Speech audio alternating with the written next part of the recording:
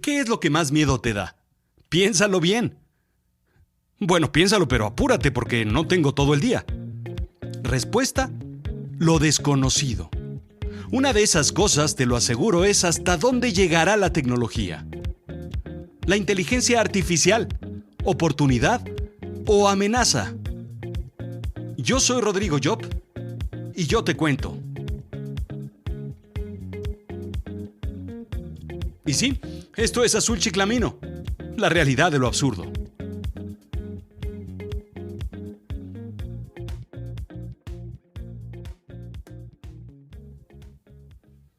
De una forma interesante y divertida, Gizmodo enumera las principales tramas de la literatura de ciencia ficción. Me quedo con algunas, no con todas, simplemente con las que concuerdo. 1. Viajes interestelares como Star Wars y Star Trek, entre otros. 2. Viajes en el tiempo como La máquina del tiempo y Volver al futuro. 3. Transformaciones humanas en otros seres y superpoderes, como La mosca y pues todas las de superhéroes. 4. Monstruos y alienígenas, por supuesto como E.T. y Alien. 5. Universos paralelos como 12 Monkeys y Medianoche en París. 6. Mundos posapocalípticos como Mad Max o Soy Leyenda. 7. Tecnología. Robots e inteligencia artificial como 2001 Odisea del Espacio y Blade Runner. Y probablemente la trama con la que más nos familiarizamos es esta última, la inteligencia artificial. Las demás están un poco alejadas de nuestro contexto cotidiano. Bueno, salvo algunos monstruos transformados o alienígenas apocalípticos que denominamos políticos, y cuyas intenciones parecería más bien destruir un país o el planeta. El resto está bastante alejado de nuestra realidad. Nos han acostumbrado conscientemente a tener tecnología cada vez más inteligente en las manos. Pararse a cambiar el canal del televisor con una palanca mecánica es casi inimaginable hoy en día. Muchos de los que me escuchan dirán: «Oye, Rodrigo, ¿de qué hablas?». Sí, era casi siempre tarea del hermano menor, fungir como control remoto. «Oye, Rodrigo, cámbiale al 2, ahora cámbiale al 5, ahora al 8, ahora al 13. Súbele el volumen y muévele a la antena para que se vea. Ahí estás. Ahí. Quédate así». Historia real. Hoy, los sistemas de streaming recomiendan contenido y evalúan si te va a gustar o no, como si te conocieran, como si fueran inteligentes. ¿Qué lo son? ¿Qué es la ciencia ficción sino una banda de una caminadora de gimnasio que alcanzamos una y otra vez mediante la ciencia?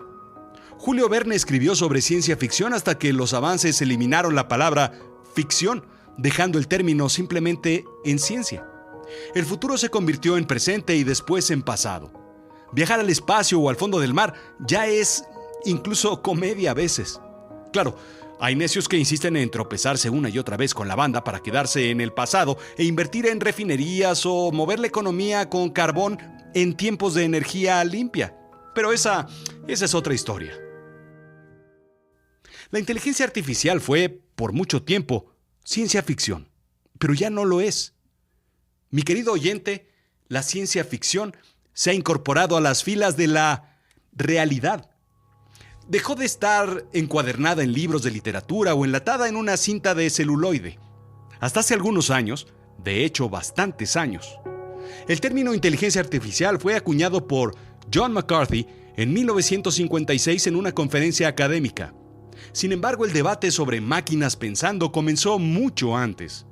En el trabajo de Vannevar Bush, As We May Think, en 1945, donde propuso un sistema que amplificaba el conocimiento de las personas.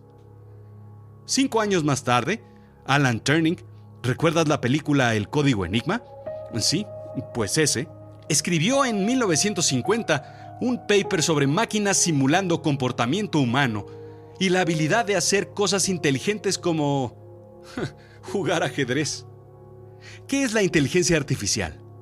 No nace en un laboratorio tipo Dr. von Frankenstein, creando neuronas en una caja de Petri. Tampoco está en el interior de una botella de Smart Water. Si tenías la duda o preocupación, no te estreses. El agua que estás tomando La que has tomado toda la vida no es dumb water o agua tonta. Es igual de lista que cualquier otra. Más bien detrás de un teclado y un laboratorio de silicio, programando modelos computacionales que asemejen el proceso del pensamiento humano. Las computadoras han funcionado bajo un sistema binario siempre. Si aprieto el botón de imprimir, entonces imprime. Si A, entonces B. Son rutinas. Durante mucho tiempo las rutinas comenzaron a hacerse más complejas y a expandirse de forma interminable. Mientras más extensos eran los códigos, más complejos los sistemas. Era programar, en realidad, no pensar. Un gran árbol de decisiones. Pero, ¿cómo hacer que la computadora decida por sí misma? ¿Es posible que aprenda? Si no podemos hacer que algunas personas piensen, ¿podemos hacer que las computadoras lo hagan? Considerando que hay casos perdidos, algunos de ellos, es más fácil que tu refrigerador piense a que lo haga tu vecino el que siempre te raya el coche. En 2019, Geoffrey Hinton recibe el premio A.M. Turing. Este premio lleva el nombre del matemático británico que articuló las bases matemáticas de la computación. El premio incluye $1 millón fondeado por Google, indica la Universidad de Toronto. Hinton es considerado el padre de las redes neuronales. Son algoritmos que logran imitar el cerebro humano con capas de neurona, unidades computacionales pequeñas que procesan y llevan información de una a otra, como lo hace el cerebro humano, indica New York Times. La red neuronal es capaz de tomar información, procesarla e ir aprendiendo para tomar decisiones. La teoría de cómo analizar información basado en redes neuronales es vieja. Data de los 60s y 70s. Mientras Tony Manero le sacaba brillo a la pista, otros nerds se encontraban desarrollando un cerebro artificial. Hinton desarrolló un modelo neuronal de diversas capas, más complejo y sofisticado, y a finales de los 80s, basado en ese modelo, se pudo construir el primer coche autónomo con redes neuronales. En los 90s, un sistema era capaz de reconocer números escritos a mano. Sin embargo, se toparon nuevamente con un techo. No había suficientes datos y suficiente poder de cómputo para seguir adelante. Así pasaron los 90s. En la segunda mitad de la década del 2000, llegó finalmente la capacidad del procesamiento y la cantidad infinita de información en Internet para potenciar la inteligencia artificial. Reconocimiento de imágenes, reconocimiento de habla y otras muchas aplicaciones. Pero, ¿por qué esa necedad? Quiero decir, ese empeño en desarrollar la inteligencia artificial. Pues por varias razones. 1, porque somos flojos por naturaleza. ¿Qué mejor que alguien decida por nosotros las cosas que queremos hacer?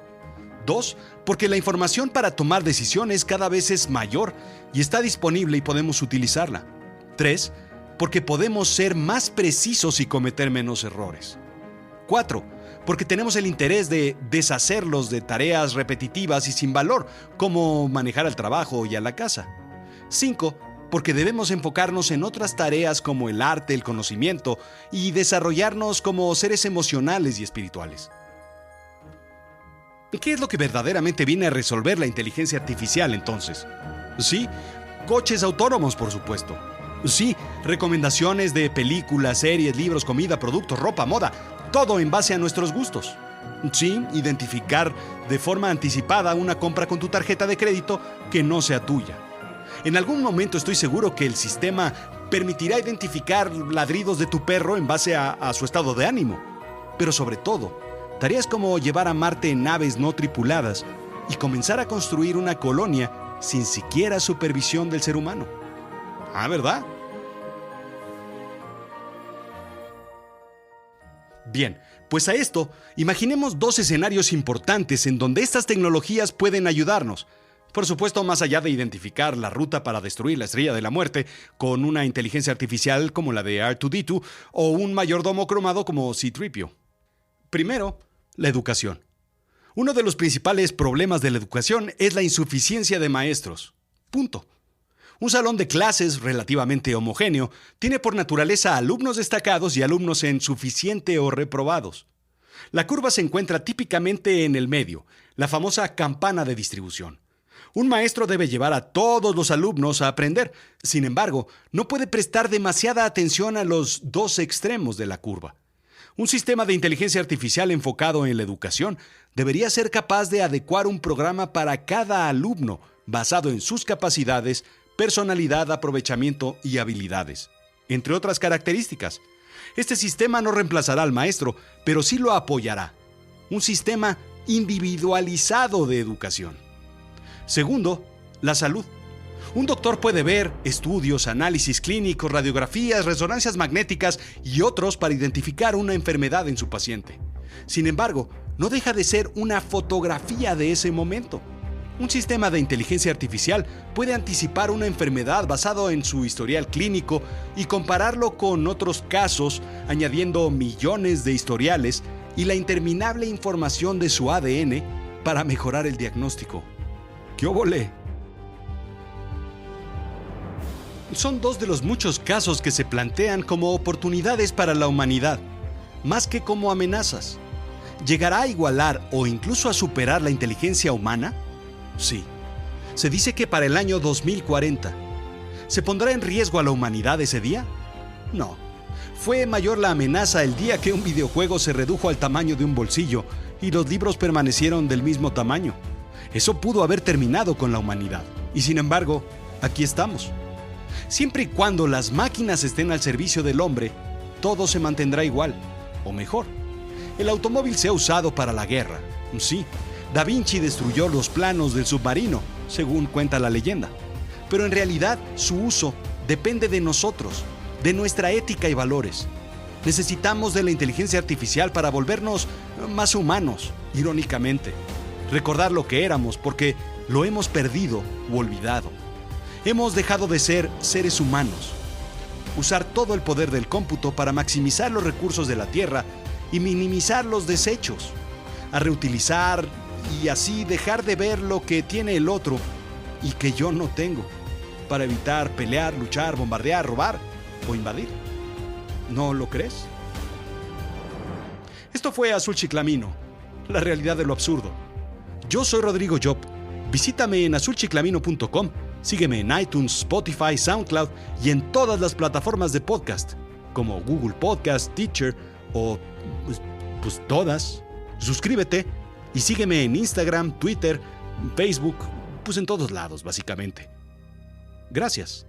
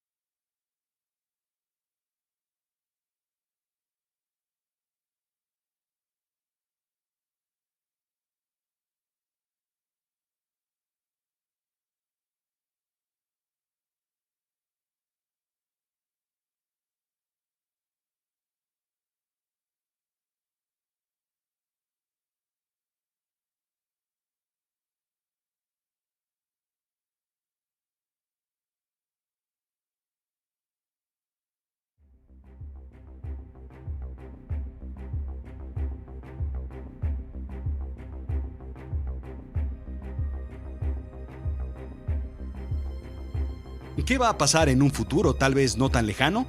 Bien, pues creo que el mundo será mejor con inteligencia artificial.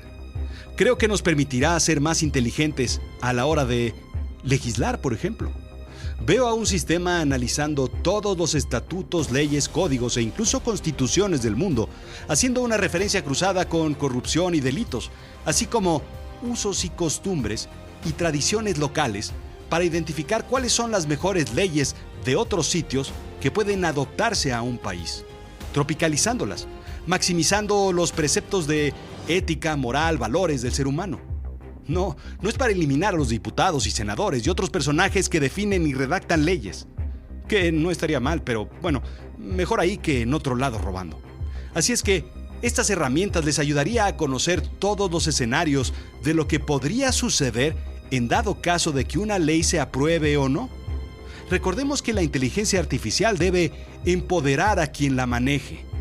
Un juez binario que aplique una ley podría programarse con gran sencillez hoy en día, incluso que calcule la condena correspondiente. Sin embargo, en términos de seres humanos, las cosas no son blanco y negro, como sabes. Robar por hambre no es lo mismo que robar por corrupción, por lo que un juez basado en inteligencia artificial podría ser igual o más justo que un juez de carne y hueso, sin corromperse, procesando una infinidad de casos y sentencias con gran asertividad. ¿Me sigues? Vaya, no es mala idea. De hecho, esto es un guión. Esto es un bestseller. Esto es un Oscar. ¿Dónde está el teléfono? ¿Dónde está el teléfono? ¿Dónde está el teléfono de James Cameron? Por aquí estaba.